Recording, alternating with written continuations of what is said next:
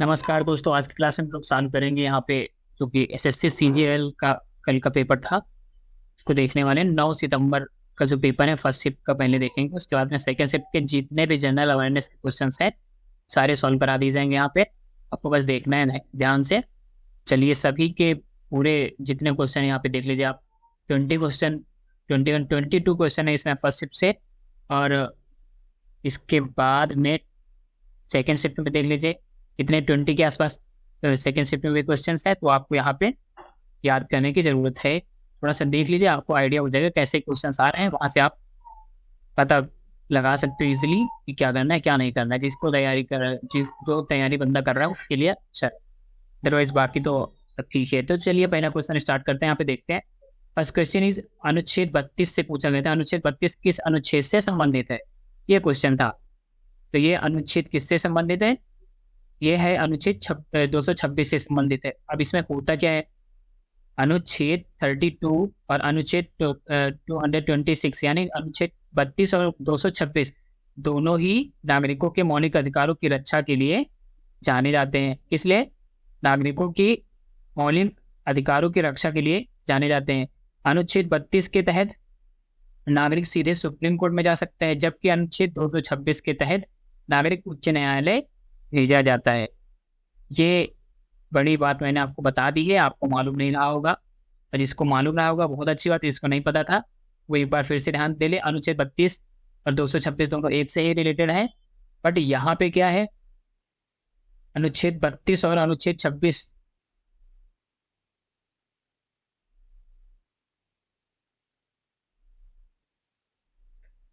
दोस्तों यहाँ पे एक बार फिर से बताना चाहूंगा। अनुच्छेद 32 और अनुच्छेद 26 दोनों ही आपस में रिलेटेड है। कैसे? अनुच्छेद 32 के तहत नागरिक सीधे सुप्रीम कोर्ट जा सकता है, जबकि अनुच्छेद 226 के तहत नागरिक उच्च न्यायालय में जा सकता है।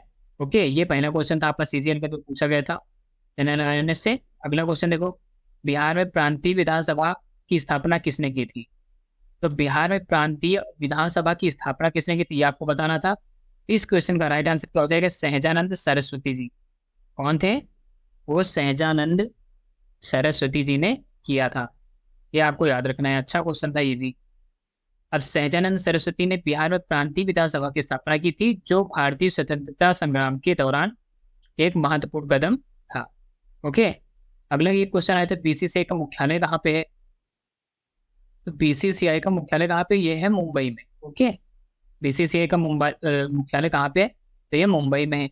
भारतीय cricket control board means BCCI का मुख्यालय मुंबई में स्थित है। नेक्स्ट क्वेश्चन था, एक महेंद्र वर्मन के ऊपर क्वेश्चन आया था। तो ये क्या क्वेश्चन था? वहां पे महेंद्र वर्मन के ऊपर आया था, जो पल्लव शासक थे। किस महेंद्र वर्मन किस उससे संबंधित थे? तो पल्लव वंश से पल्लव शासक थे वो। महेंद्र वर्मन प्रथम 600 से 630 ईस्वी के पल्लव वंश के एक प्रमुख शासक थे। वे एक विद्वान, चित्रकार, वास्तुकार और संगीतकार भी थे। ये आपको पता होना चाहिए दोस्तों, और अच्छा क्वेश्चन था, आप याद कर सकते हो इसको। तो महेंद्र वर्मन के ऊपर चौथा क्वेश्चन पूछा गया था। पांचवें क्वेश्चन एक और था, लता मंगेशकर को 2001 में कौन सा पुरस्कार मिला? लता मंगेशकर के ऊपर एक क्वेश्चन आया था कि लता मंगेशकर को 2001 में कौन सा पुरस्कार मिला है? तो उसका राइट आंसर हो जाएगा भारत रत्न मिला था। 2001 में दिया गया था इनको। लता मंगेशकर को 2001 में भारत रत्न में सम्मानित किया गया था, जो भारत का सर्वोच्च नागरिक सम्मान है। मालूम होना चाहिए, अच्छा क्वेश्चन था। नेक्स्ट क्वेश्चन है, लठमार होली कहाँ पे होती है? सभी को पता होगा आई थिंक। तो ये राइट आंसर होगा इसका मथुरा। ऑप्शन में था, आप मथुरा लगाए होंगे। लठमार होली मथुरा के बरसाना और नंदगांव में मनाई जाती है, जहां महिलाएं पुरुषों को लाठियों से मारते हैं। ये कुछ प्रथा है, इस प्रकार से होली वहां पे सेलिब्रेट की जाती है। तो ये क्वेश्चन आया था। नेक्स्ट क्वेश्चन, भारत में विदेशी व्यापार नीति से एक क्वेश्चन पूछा गया था।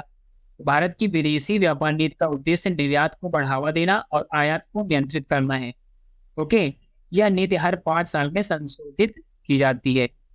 और एक अगला क्वेश्चन जो देख लीजिए आप, प्रातः सभा की स्थापना कब हुई थी? ये क्वेश्चन पूछा गया था। इस क्वेश्चन का राइट आंसर हो जाएगा 1867। और कहाँ पे हुई थी? तो ये हुई थी मुंबई में। 1867 में प्रार्थना समाज की स्थापना मुंबई में हुई थी। प्रार्थना सभा की सॉरी प्रार्थना समाज नहीं, प्रार्थना सभा, ओके। प्रार्थना सभा की स्थापना 1867 में मुंबई में हुई थी।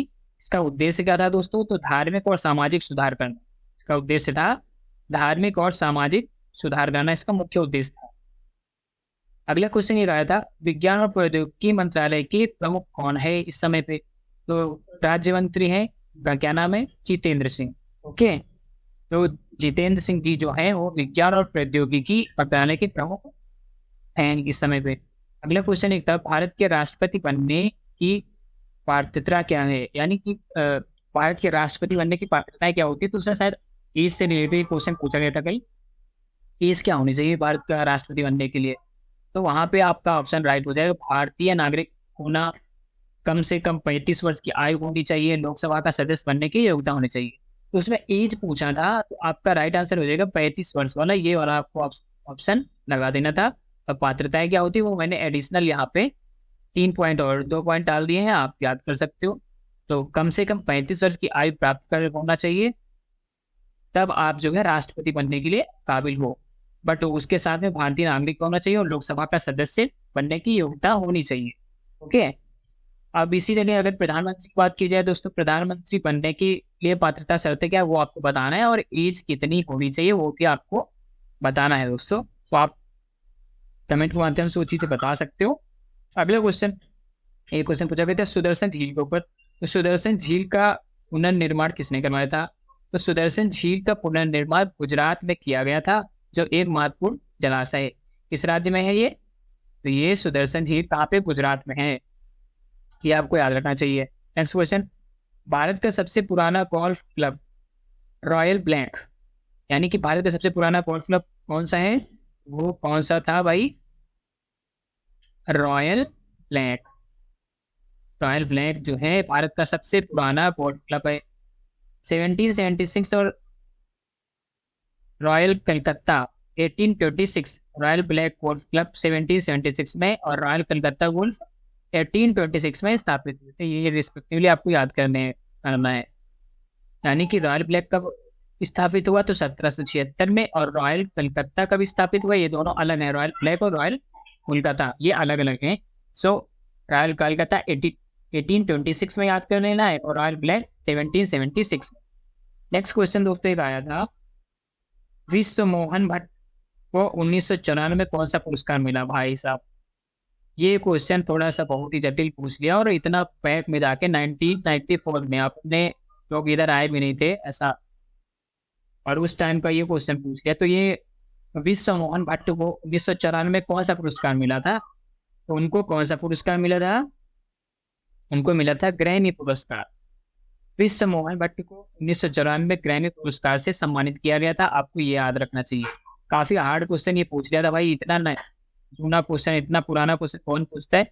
एसएससी सीजीएल का है, जो फर्स्ट शिफ्ट में पूछा गया था उसकी बात कर रहे हैं, वहां पे एनालिसिस की जा रही है इसकी। नील दर्पण किसने लिखा था?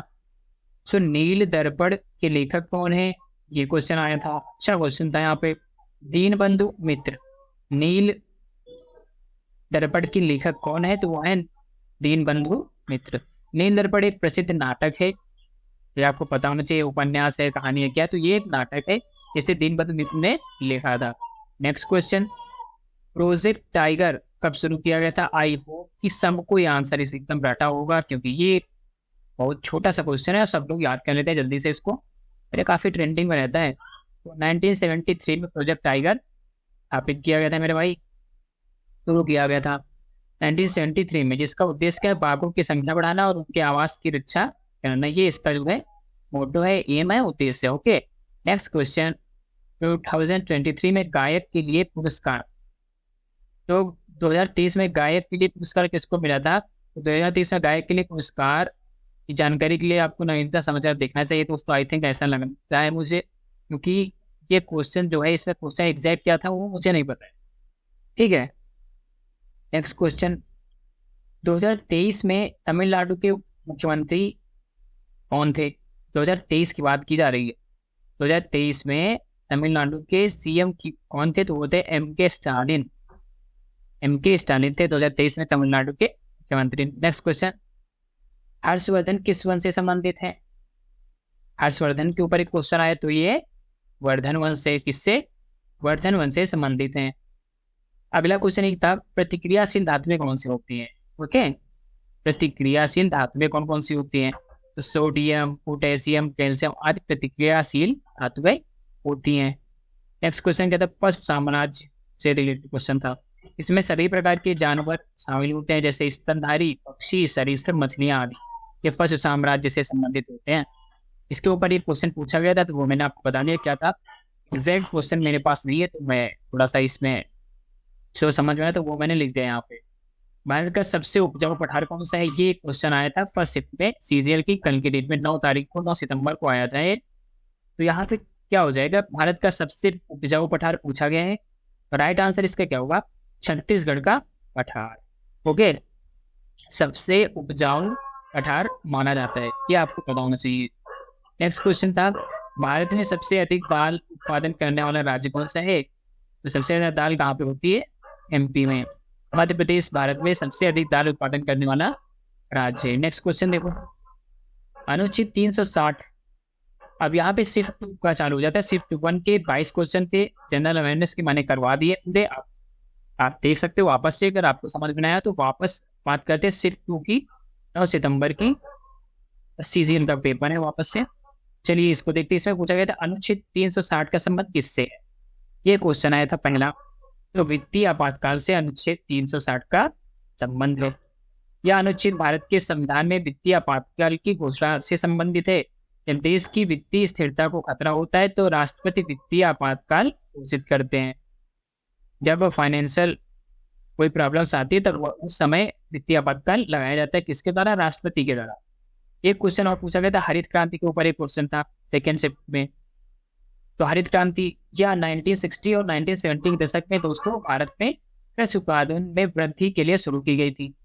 यानी कि जितना ज्यादा प्रोडक्शन हो सके उसके लिए प्रोडक्शन बढ़ाने के लिए शुरू की थी। इसमें उच्च उपज देने वाली फसलों, रासायनिक उर्वरकों और सिंचाई तकनीकों का उपयोग शामिल था। नेक्स्ट क्वेश्चन ये आया था, गगन नारंग ने 2012 में शूटिंग स्पर्धा में ओलंपिक कांस्य पदक जीता था। ऐसा कि मतलब कि कौन सा पदक जीता था, ये पूछा गया था उसमें। गगन नारंग के ऊपर रिलेटेड एक क्वेश्चन था। गगन नारंग ने 2012 के लंदन ओलंपिक में 10 मीटर एयर राइफल स्पर्धा में कौन सा पदक जीता था? तो वो था ब्रॉन्ज मेडल जीता था। ये आपका राइट आंसर हो जाएगा। नेक्स्ट क्वेश्चन देखिए भाई, महिला प्रीमियर लीग 2023 का पहला मैच डीवाई पाटिल स्टेडियम में मुंबई में खेला गया था। तो पूछा था पहला मैच कौन से स्टेडियम में खेला गया था? तो यह मैच महिला क्रिकेट के लिए एक 5 फुट मील का पत्थर था। और ये मैच कहाँ पे खेला गया था? तो डीवाई पाटिल स्टेडियम जो कि मुंबई में है, सिचुएटेड है, वहां पे ये पहला प्रीमियर लीग एमपीएल खेला गया था। तो देखो, भारतीय भू समुद्र, गंगा और यमुना दोआब, दोआब के ऊपर एक क्वेश्चन था। दोआब जो बनता है के ऊपर क्वेश्चन था। तो भारतीय भू समुद्र और गंगा और यमुना के बीच में, तो दोआब वह क्षेत्र जो नदियों के बीच स्थित होता है। तो गंगा और यमुना के बीच का क्षेत्र दोआब कहलाता है। दोआब पूछा था, दोआब क्या होता है? किसके बीच का क्षेत्र होता है? तो दो नदियों के बीच का क्षेत्र होता है, उसको दोआब कहते हैं। तो गंगा और यमुना के बीच का जो क्षेत्र है उसे दोआब कहते हैं। नेक्स्ट क्वेश्चन देखो भाई, सन 1296 में देवगिरी से अलाउद्दीन खिलजी के दक्षिण विजय की शुरुआत हुई थी। कहाँ से? ये पूछा था कि 1296 में अलाउद्दीन खिलजी के दक्षिण विजय की शुरुआत कहाँ से हुई थी? इस क्वेश्चन का राइट आंसर क्या हो जाएगा? देवगिरी से। कहाँ से? देवगिरी से। अलाउद्दीन खिलजी ने देवगिरी, जो कहाँ पे है इस समय वर्तमान में, देवगिरी वर्तमान में है महाराष्ट्र में, से अपने दक्षिण विजय की शुरुआत की थी। देवगिरी से इसने विजय पताका लहराई थी अलाउद्दीन खिलजी ने 1296 में, याद रखना है। अगला देखो, चालुक्य वंश। कौन सा? चालुक्य वंश का देख लीजिए। चालुक्य वंश यह एक प्राचीन भारतीय राजवंश था जिसने दक्षिण और मध्य भारत में दोनों जगह पे, कहाँ पे? दक्षिण भारत और मध्य भारत, ये याद रखना है, भारत के बड़े हिस्से पर शासन किया था। अगला क्वेश्चन एक और था, विद्युत धारा का प्रवाह क्या होता है? तो सकारात्मक से नकारात्मक, सकारात्मक से नकारात्मक होता है। विद्युत धारा की दिशा सकारात्मक से नकारात्मक की ओर होती है। उससे पूछे दिशा कैसे होती है? नेगेटिव से पॉजिटिव होती है कि पॉजिटिव से नेगेटिव? तो ये क्या आंसर हो जाएगा? सकारात्मक से नकारात्मक और पॉजिटिव से नेगेटिव होती है, ये आप बताना था। नेक्स्ट क्वेश्चन था, जीएसटी के ऊपर आया था। तो जीएसटी के लिए गठित समिति का नाम पूछा गया था, कौन सी समिति थी? तो विजय केलकर समिति। यह समिति वस्तु एवं सेवा कर जीएसटी के कार्यान्वयन के लिए सिफारिशें देने के लिए गठित की गई थी। ओके, एसटी के कार्यान्वयन के लिए सिफारिशें देने के लिए गठित की गई थी, ये आपको पता होना चाहिए। एक क्वेश्चन आया था सिडबी के ऊपर। सिडबी बैंक जो होती है, small industrial finance bank of India, small industrial development bank of India. Okay, एक क्वेश्चन ये भी आया था। यहाँ पे आपको बताना चाहेंगे कि इसका मुख्यालय पूछा था कहाँ पे, 1990 में स्थापित हुआ था। कहाँ पे? लखनऊ में, सिडबी का। तो भारतीय लघु उद्योग विकास बैंक सिडबी की स्थापना कब हुई थी?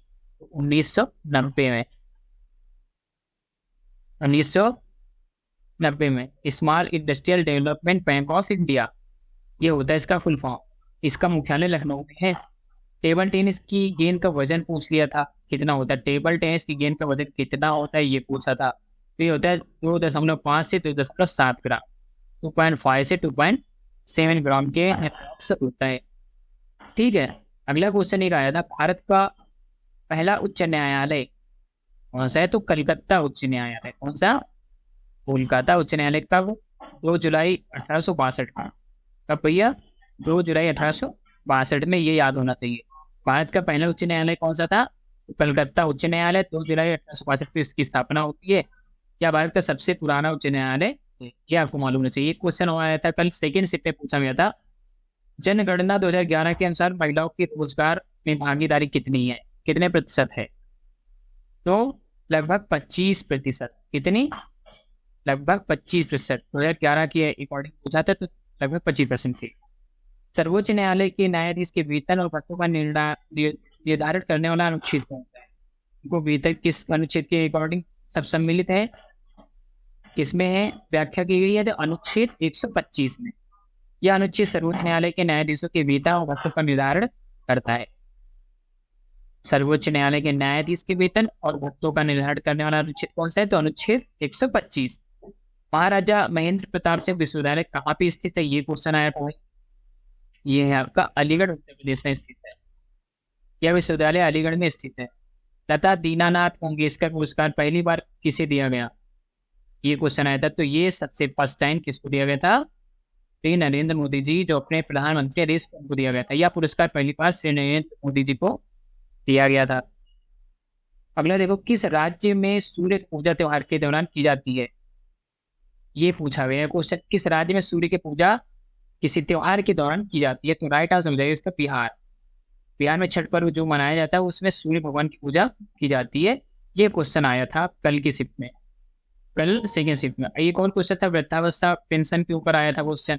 एग्जैक्ट क्वेश्चन नहीं पता है मुझे, बट यहाँ पे थोड़ा सा जो था कि वृद्धावस्था क्वेश्चन आया था पेंशन के ऊपर। तो यह योजना वृद्ध व्यक्तियों को आर्थिक सहायता प्रदान करने के लिए बनाई गई है, ये आपको मालूम होगा शायद।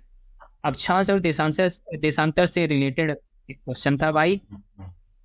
पृथ्वी की सतह पर किसी स्थान की स्थिति को दर्शाने के लिए उपयोग किए जाते हैं जो उसे अक्षांश और देशांतर रेखाओं से डिनोट किया जाता है। एक क्वेश्चन और था, लू हवाएं किस दिशा से किस दिशा की ओर बहती हैं? ओके, ये क्वेश्चन आया था भाई, अच्छा क्वेश्चन है। तो लू हवाएं जो होती हैं वो किस दिशा से किस दिशा की ओर बहती हैं? तो क्या आंसर हो जाएगा? पश्चिम से पूर्व की ओर। ओके, पश्चिम से पूर्व की ओर बहती हैं। ये हवाएं कैसी होती हैं? लू हवाएं गर्म और शुष्क होती हैं जो पश्चिम से पूर्व की दिशा में बहती हैं।